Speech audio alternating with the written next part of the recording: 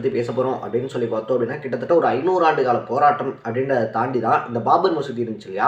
பாபர் மசூதிக்கு முன்னாடி அங்கே ஒரு ஹிந்து கோயில் இருந்துச்சு, அதை இடிச்சு தான் பாபர் மசூதி கட்டினாங்க அப்படின்னு சொல்லிட்டு அதுக்கப்புறமா அந்த பாபர் மசூதியை இடிச்சு அங்கே பார்த்தோம் அப்படின்னா இப்போ ராமர் கோயில் அப்படின்றத கட்டியிருக்காங்க.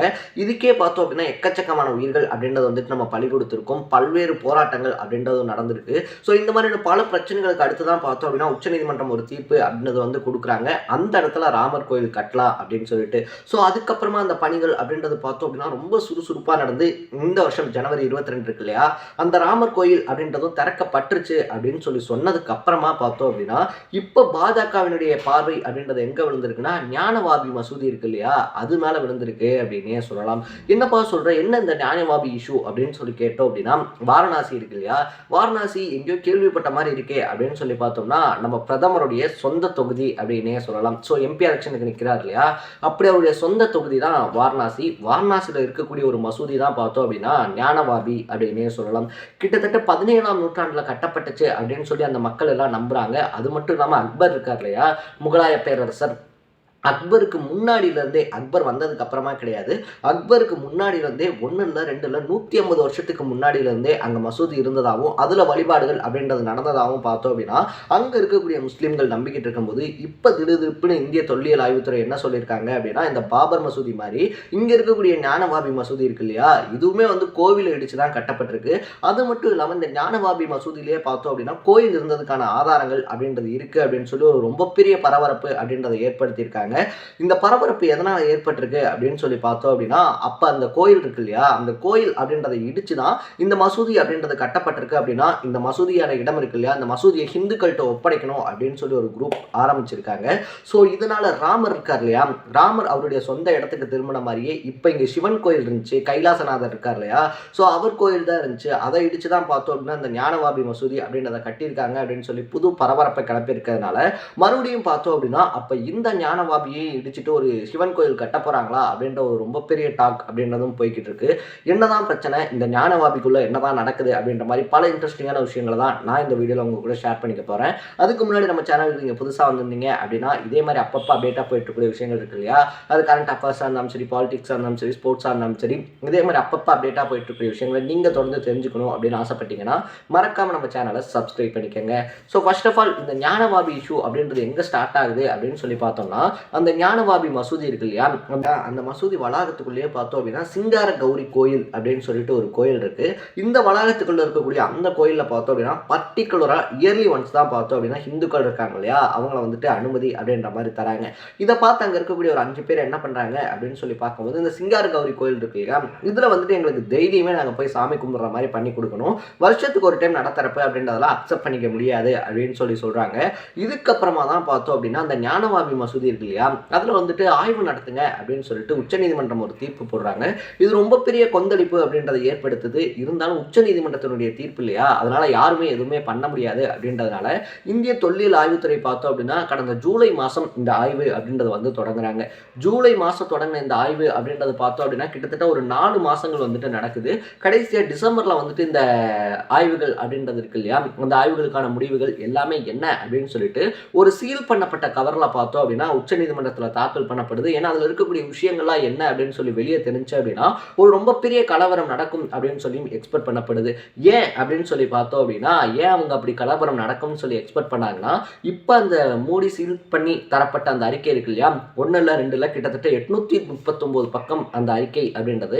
அந்த 839 பக்க அறிக்கை அப்படின்றத பார்த்தோம் அப்படின்னா கேஸுக்காக 2 தரப்பு இருப்பாங்க இல்லையா, ஒரு பக்கம் ஹிந்துக்கள் தரப்பு, ஒரு பக்கம் முஸ்லிம்கள் தரப்பு. ஸோ இந்த 2 தரப்புக்குமே பார்த்தோம் அப்படின்னா அந்த அறிக்கைக்கான ஜெராக்ஸ் அப்படின்றது கொடுக்கப்பட்டிருக்கு. அதில் தான் அந்த ஞானவாபி மசூதி இருக்கு இல்லையா, அந்த மசூதி இருக்கக்கூடிய இடத்துல ஆல்ரெடியே முன்னாடி கைலாசநாதர் கோயில் இருந்துச்சு, அந்த இடத்துல ஒரு சிவன் கோயில் இருந்துச்சு, அதுக்கான ஆதாரங்கள் அப்படின்றதும் அந்த கோயிலுக்குள்ளே இருக்குது, அந்த மசூதிக்குள்ளே இருக்குது. ஸோ அதை இடிச்சு தான் இந்த மசூதியை கட்டியிருக்காங்க அப்படின்றது உறுதிப்படுத்தப்படுது அப்படின்றது தான் அந்த அறிக்கையில் இருக்குது.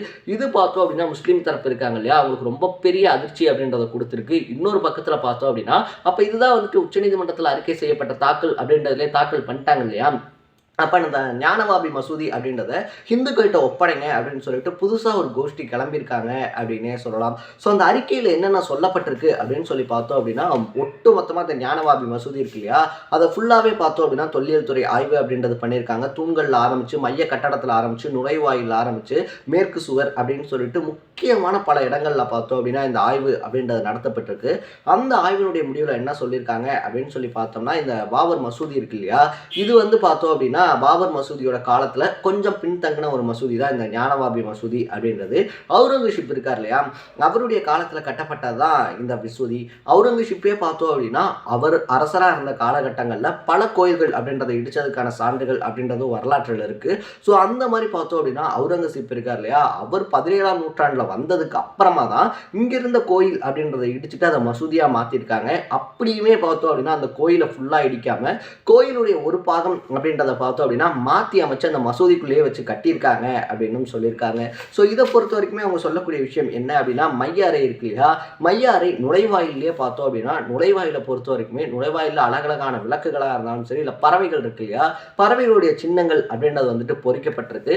அது மட்டும் இல்லாமல் கல்வெட்டு இருக்கு இல்லையா, அரபு மொழியில் இருக்கக்கூடிய ஒரு கல்வெட்டு அப்படின்றதும் அங்கே கிடைச்சிருக்கு.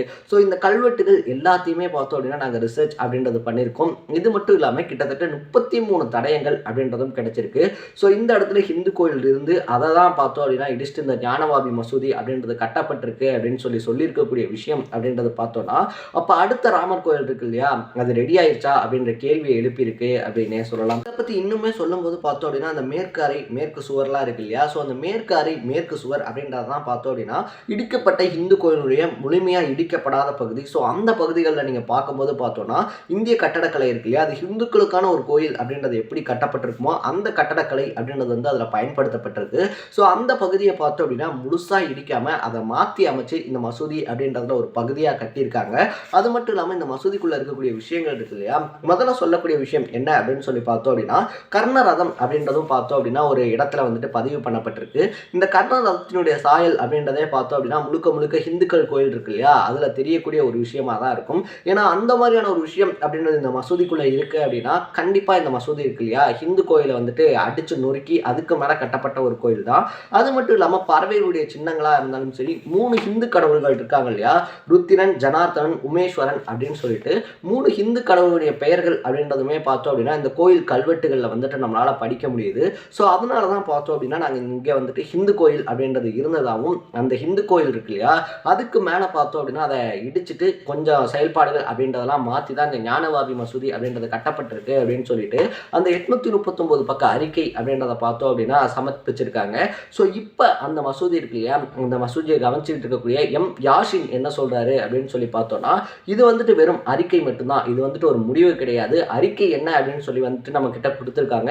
இதில் 839 பக்கம் அப்படின்றது இருக்கு. ஸோ அதை படிக்கிறதுக்கு பார்த்தோம் அப்படின்னா நமக்கு நிறைய டைம் அப்படின்றது தேவைப்படுது. நம்ம வழக்கறிஞர்கள் டீம் இருக்காங்க இல்லையா, நம்ம வக்கீல் டீமும் பார்த்தோம் அப்படின்னா முழுக்க முழுக்க என்னென்ன விஷயங்கள் அப்படின்றது நோட் பண்ணப்பட்டிருக்கு, இதை கோயிலாக ப்ரூஃப் பண்ணுறதுக்கு அப்படின்றத பார்க்கணும். இதுக்கப்புறமா தான் நம்ம அடுத்த கட்ட நடவடிக்கை அப்படின்றத என்ன எடுக்கலாம் அப்படின்னு சொல்லி யோசிக்கணும் அப்படின்னு சொல்லியிருக்காரு. ஸோ இதே மாதிரி ஒரு சின்ன விஷயமா தான் பார்த்தோம் அப்படின்னா பாபர் மசூதி இருந்துச்சு இல்லையா, அந்த பாபர் மசூதி இஷ்யூ அப்படின்றதும் ஸ்டார்ட் ஆச்சு.